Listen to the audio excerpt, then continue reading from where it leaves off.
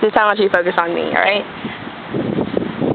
So, does religion divide people in different social classes? I'm a believer. I'm a follower of Jesus Christ. So my religion does not. My religion would say that you are to humble yourself, that I should make myself the very least of all people, that I should walk as Jesus walked on this earth. He humbled himself to the point of death, even death on a cross. And the point of his life was serving others, humbling himself, and putting others' needs before his own. So the way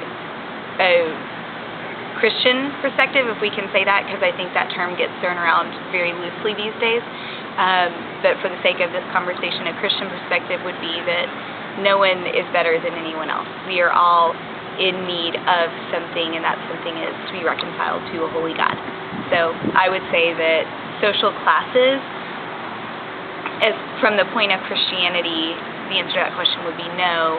We're all equal because we all have the exact same need, and that is we need Jesus. We need to be reconciled to God. Do you think people of other religions that are in a higher social class should be able to get more and be closer to their God per se? Do you think that people of other religions that think that they're higher than their God if they have a God? I don't know enough about other religions to say that. I feel like that might be a Hindu belief, but I might be off in that.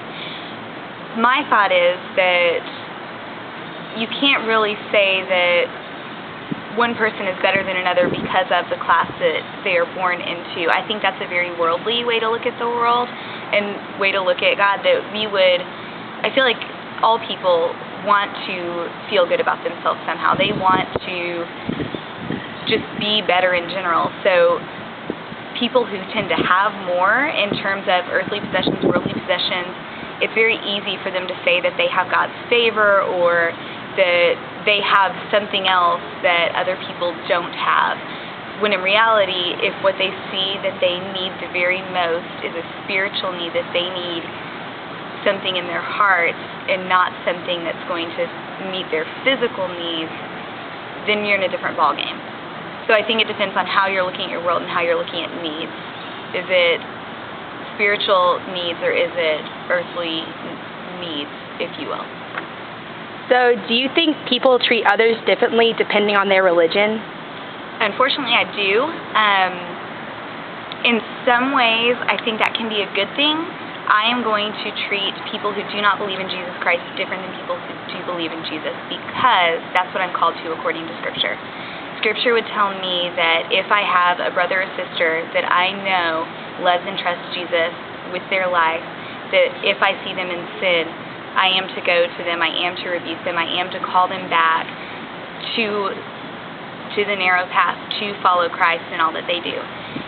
Their hearts should long to be near the Lord, knowing that in sin, they're further from God. I want people to do that in my life. So for people who don't believe in Christianity, who don't believe in Jesus, I should say, I am not going to treat them the same as someone who does.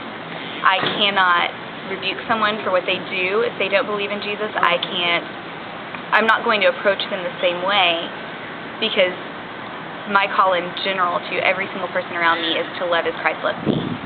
So me loving as Christ loved me to a believer looks very different than how I would treat someone as Christ loved me to a non-believer. All right. Thank you.